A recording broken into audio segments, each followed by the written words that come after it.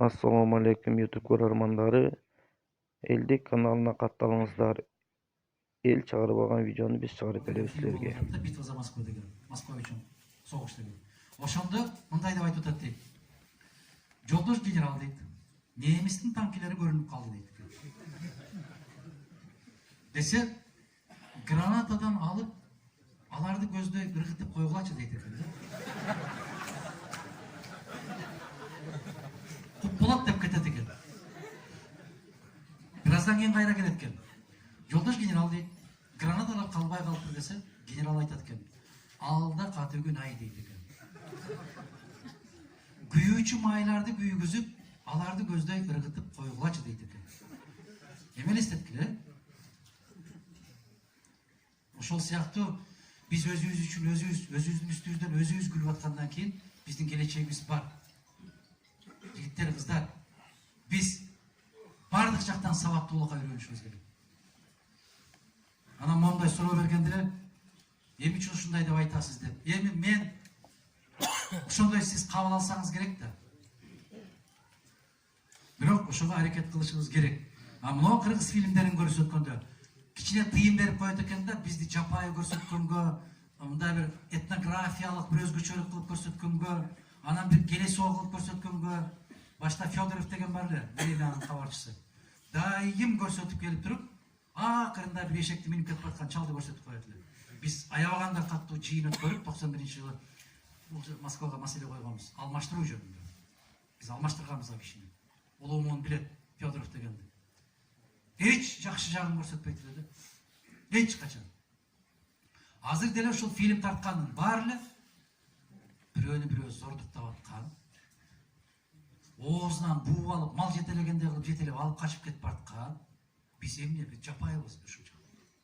Себеп ошондой көрсөтсө, Европа кызыгып карайт экен. Анан кичине тыйым берип коет экен.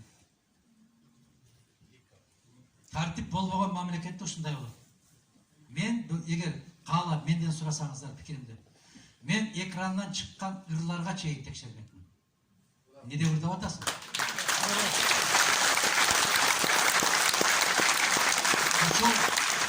Ошол ырлардын мааниси эмне? Эмне жөнүндө ырдап атасың? Эмне эле жүгүрүп барып эле магниттей болуп чапташып калып атасың? Ким менен чапташып атасың? Эмне болду сага? Бирдеме чактыбы? Эмне безгек тутуп жатып калып атасың? Кайсы жерде Бишкекте, Кыргызстанда пистолет көтөрүп жүгүрүп жүрөт? Кайсы жерде окуя ошол? Бул эмне деген жапайычылык? Кечирип койгула. Ар бир үйдүн тартиби болуш керек. Биздин тартибибиз ушундай болуш керек. Ыр барбы? Мына азыр көрүп атасыздар, жаңы жыл болгондо биз эмес, сиздер жашап аткан өлкөнү караңыздар. Бүтүндөй 60-чы, 70-чи, 80-чи жылдагы тартылган кинолорду коюшат, Москва слезам не верит. Туурабы? Ирония судьбы или с легким паром. Мына ошол кишини Операция И или Приключения Шурика. Бүт Гайдайдын фильмдери жанагы баарыбызга жаккан Союздун мезгилиндеги хит болгон Элдар Рязановдун фильмдери. Ушулар эмне үчүн бүгүнкү күндөгү тарткан фильмдерин коюшпайт? Себеп ага талап жок. А бизде мыкты концерт болсо кимдин? Рыспайдын ырлары кетет. Азыркы 5 күндүк жылдыздардын ырлары токтойт. Мен мына суроо берген аксакалбы, жаш жигитпи, Бакыт мырза 100% сиздин пикириңизге колдойм. Мамлекет эгерде колго тийип калган болсо, билип коюңуздар. Мен дайым айтып келем. Бүгүн жаштар китеп окубайт.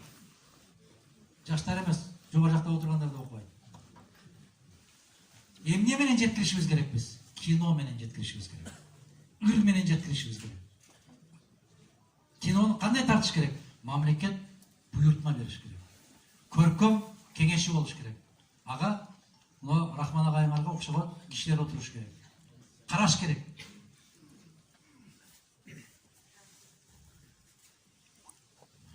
Биздин жогорку кеңештин депутаттарын 50%га кыскартса, алардын айлыгынын жылына 3 мектеп түшөт экен. Кыскартса болобу, ушул тууралуу кандай пикирдесиз? Бул тууралуу менин пикиримди жазып атасыз сиз мага. Мен нечен жылдан бери айтып келатам. Бизге 65 депутат жетет. 30ду кыйыныраак болуп калат. 65. Мен көптөгөн мамлекеттерди мисал келтирип айтам. Швейцарияны мисал келтирип айтам. Калкынын саны 8 миллион, депутаттары 45. Алардын бюджети 300 миллиард. Биздин бюджет 2 миллиард. Кайсарыбызга 120-ны кармайбыз. Аларда министрликтер 8, бизде 25. Кайсары кайланайын. Мен ушул жагдайлар боюнча баягында либерал болосуз деп атпайсызбы? Либерал болбойм мен. Мен каалаймбы, каалабаймбы, өтөмбү, өтпөймбү, мага кызыгы жок. Мен бул позициямдан эмне десең ошондой эле кайтпайм.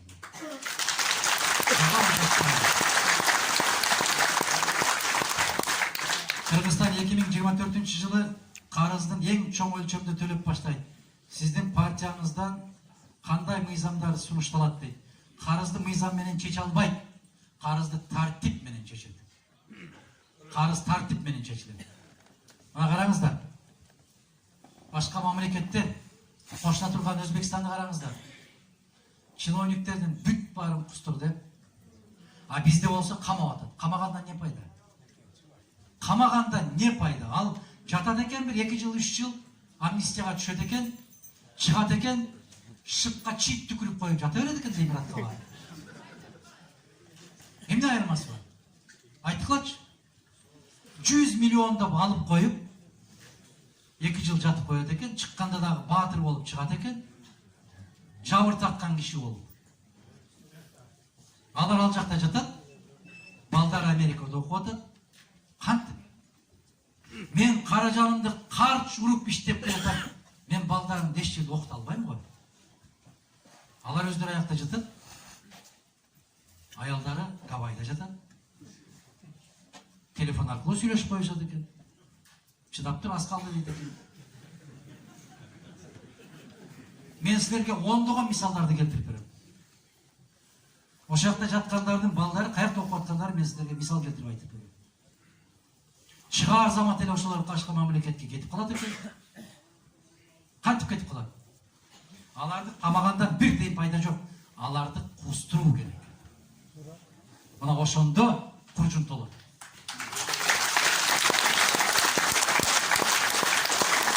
Geçen bir aylıkta 160 milyon dolardı cep koyuptur деп 7 жылга кесип атат бирөө. А 7 жылга кесилген нерсе эртең эгемендүүлүктүн 30 жылдыгы болот. 1 жылдан кийин анан мунапыска чыгат ал. Бүттү да. Мен нечен жылдан бери айтып коем го. Сен чыдап тур.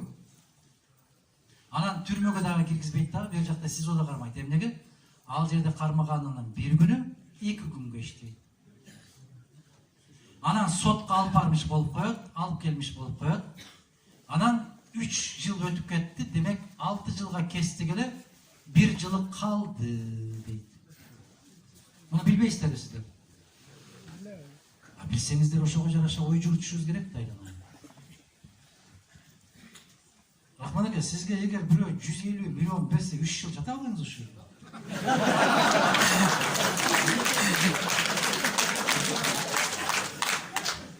Небери чебереңизден бери сиздин путуңузду өп рахмат айтат. Ушундай да. Кандай дейсиз? Эмне бар экен? Аларга киргизе берет экен. Тамак аштан тыюу жок экен. Эмне болсо киргизип турат экен. Жатат экен. Анан чыккандарын да көрүп атпайсыздарбы? Эркиндикте жүргөн бизге караганда толугураак чыгышат го. Кандай дейсиң?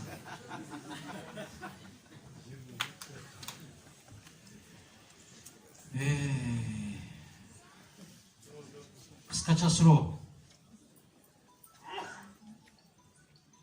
Мынау өтө орой суроо экен. Жаныңыз күйгөндөн бериптирсиз, мен түшүнүп атам. Мен өзүңүз баа берипсиз да. Өзүңүз баа берипсиз, сурап аткан киши жөнүндө, бир иним жөнүндө сурап турсуз. Мен сиздин бааңыз менен макулмун. Мен айттырбай эле коюңузчу шуну. Кандай дейсиз?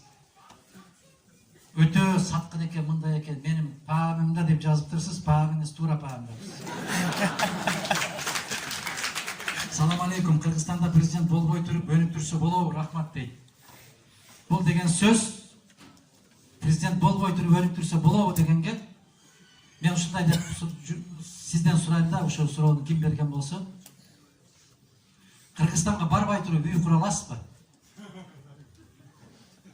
Акча жөнөтсөңүз куруп коюшу мүмкүн атаңыз. Кантип болбой туруп, кантип өнүп турасыз? Айткан сөзүңдү ким угат? Ишиң болбосо өкмөтүң эмес, досуң да, кошунаң да укпайт, ал эмес балдарың да укпайт.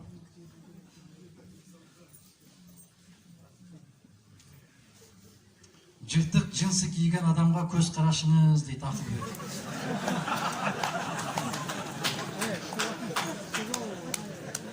Ассаламу алейкум дейт. Бүтүн Кыргызстан партиясынын сизден башка күчтүү лидерлерин тааныштырып коесузбу? Командаңызда 4-5 адамдардан айтып койсоңуз, алар кимдер, сени көпчүлүк тааныбайбыз дейт.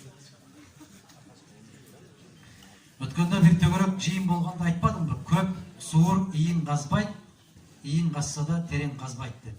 Бизде бир эле лидер болот. Бизде башка лидер жок.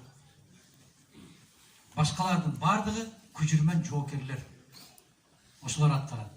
Бизде тең төрага деп 11ден тең төрага шайлашат го, андай болбойт бизде. Бизде бир чылбыр бир колдо болот.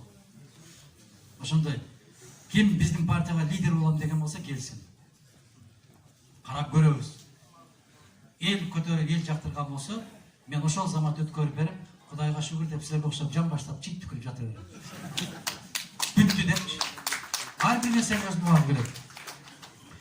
Сиздей чыгаан инсан кыргыз элибизде бар экенине сыймыктанабыз. Сыймыктанып эле жата бербей, бул жерде убактылуу Россия боюнча иштеп жүргөн мекендешиңиз Орузбаев, Азизбек Таабалдиев иштейт. Сиздин ар бир берген маегиңизди үзбөй көрөм, аябай сөөгкө жеткиликтүү кылып сүйлөйсүз. Мына бүгүн сиз менен көрүшүү насип эткен экен. Суроом төмөнкүчө дейт, кыскартып окуп атам.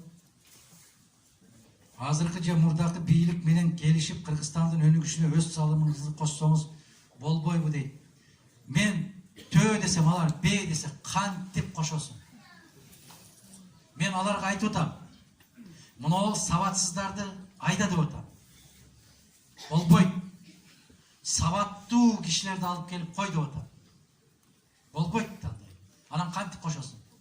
Өткөндө Түркиядагы жаштар чакырганда барганда айтат, эгерде сиз билим берүү министри болсоңуз, мен ишенем дейт, бизге аябай катуу тартип киргизе элеңиз дейт. А мен болоюн деп барсам эле киргизбейт экен да бул жерге. Кандай дейсиң?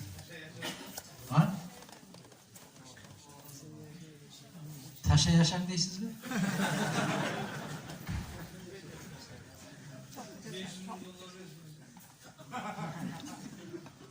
Ассаламу алейкум, Адахан Кимсанбаевич. Отуруп аласызбы дейт. Отуруп алыңызчы дейт. Рахмат. Ушул сунушуңузга рахмат сиздин.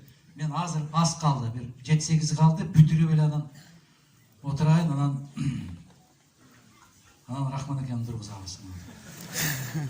Жакында эле жаштардын КЛДП партиясы түзүлдү. Билет чыгарсыз, ошол жөнүндө оюңуз дейт. Оюм жок, мен анын программасында көргөн жокмун, пикирин да уккан жокмун. Эгер бүтүн Кыргызстан шайлоодон өтсө, Баткен чек арасын чечүүгө кандай салым кошот дейт. Баткен чек арасын чечүүгө президент болмайынча чечилбейт бул маселе. Бул маселе чечилбейт. Мен 1000 жолу кайталап айтам, маселе чечилбейт. Биздин мамлекеттин президент катарында алар тааныш керек. Ага ишениш керек. Мына алдын ала сүйүнчүлөп жибердиле. Рахмон Баткенге келди, Баткенден көлгө кетти, маселе чечилди. Чечилбейт. Жаштардын сонун ыры бар го. Карап койсо күлдү дебе, күлүп койсо сүйдү дебе дегендей. Келип койсо эле бүттү дебе айланайын. Ал келип мындай эмнесин тартып көрдү. Болобу болбойбу дегендей. Сизди колдоп кубаттап келген кыргыз элине рахмат. Ошондой эле Рахман Разыков сизге дагы чоң рахмат дейт. Акты ак, караны кара деп акчага алданбай, Мадумаровду колдоп келгениңизге рахмат дейт. Мына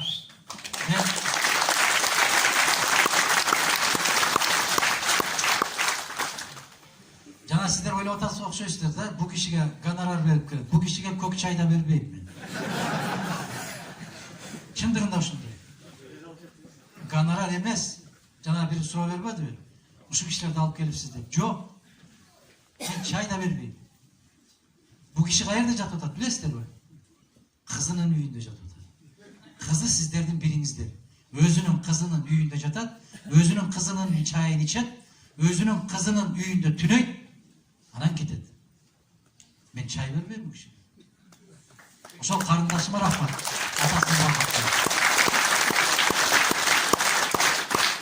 Парламенттик шайлоого акча чачпай, бийлик күчүн колдонбой, таза өткөргөнгө бийлик күчү жетеби дейт. Эми да. Суроо да бул да. Ошол жана сиз айткан каттоолну сиздин сайтыңызга жүктөсө болобу, бардык сайттарыңызга дейт. Мен суранам, мына ошол жерде жанакы мекендештер деген сайтыңыздар бар, Ошол мекендештер деген сайтка кирип эле койсоңуздар, бүт түшүндүрмөлөрүн берет. Ассаламу алейкум дейт, Ташиев, Төрөбаев, Келдибековдор менен бирикпей эле коюңчу сураныш. Мына көрдүңөрбү? Өтө кыйын да адамгачы. Бириңер бирик деп артынан түртөсүңөр. Бириңер бирикпе деп көкүрөктөн түртөсүңөр. Ушундай да. Ошого ким менен кандай болушту тандашты мен өзүмө койгула. Уруксат берсеңиздер,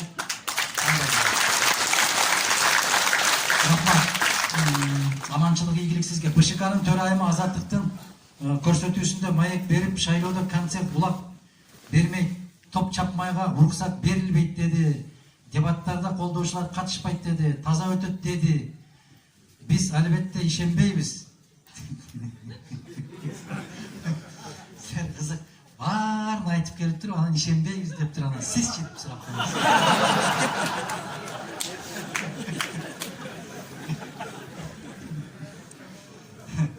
Мен 9%дан коркпойм. 200 миңге чейин акчага добушун сатышса, деги сөздөрдү айтышып эле Сулайманов, Ташиевге окшогондор шайлоо эреже тартиби аныкталдыбы дейт. Аныктала элек, 9% боюнча маселе чечиле элек, бирок жанагындай иш-чаралар өткөрүлбөсүн деген мыйзамдын долбооруну биз 3 партия мындан 2,5 жыл башта жазып колдоруна карматып койгонбуз. Жерге жыйын өткөрүүгө да тыйым салганбыз. Көчөгө жылмайып турган сүрөттөрүңөрдү илүүгө да тыйым салганбыз. Мен деп турат калдап. Колун созуп кел айланайын. Ушундай сүрөттөр да чыкпаш керек. Теледен рекламалар дагы кетпеш керек баягындай болуп. Көрүп атасыздарбы? Эмне кылыш керек? Акылыңды текшерейин деш керек да, Момундай болуп трибунага коюп, түз эфирде кеминде 20 суроонун тегерегинде сөз жүрүш керек. Саламаттык сактоо, билим берүү, тышкы саясат, ички саясат, экономика, айыл чарбасы, билим берүү, маданият баары кетиш керек. Ошондо көрүш керек. Бул сүйлөй алабы, жокпу? Мен сиздерге ушундай бир суроо берем. Караңыздарчы. Аксакалдар, балаңыздар келин алып келип калган болсо кечинде, биринчи каяка чуркайсыздар? Эмне үчүн болбого чуркайсыздар? Айыл өкмөтүнө барсаңар болбойбу? Милициянын жетекчиси келип кыйып бере албайбы? Же сот келип кыя албайбы? Эмне үчүн болбого барасыңар? Себеп, силер билесиңер да, башкалар кыя албайт, аким дагы кыя албайт, премьер дагы кыя албайт да. Намаз окуп жүргөн достор дагы билбесе керек алар. Эми тишиңиз ооруп калса каяка жүгүрөсүз? Тиш докторго жүгүрөсүз. Эмне үчүн депутаттыкка келгенде көрүнгөнү тандай бересиң? Депутат деген бул мыйзам жаза турган киши. мыйзам жазыш үчүн эмне керек? Бир нерсени окуш керек да, билиш керек. Кандай дейсиң? Кайсы жерде кандай мамлекет бар? Ал кандай аталат? Билиш керек да акыры. Бизде депутаттардан бирөө мындай болуптур. Аны ошону менен чогуу барган депутат айтып берип атат мага. Биринин үстүнөн бири күлөт да. Ал акылдуураак болуп мага айтып атат. Бизде мынау бар го дейт. Өткөндө Америкага бардык дейт. Барып отуруп бизди ит кылбадыбы дейт. Барып америкалык депутаттардан сураптыр. Силердин парламентиңерде канча партия деп. Десе ал айтыптыр да 2 партия деп. О деп күлүп жиберди дейт. Бизде демократия көбүрөөк экен, бизде 6 деп айтат. Ал билбейт экен да 200 жылдан бери Америка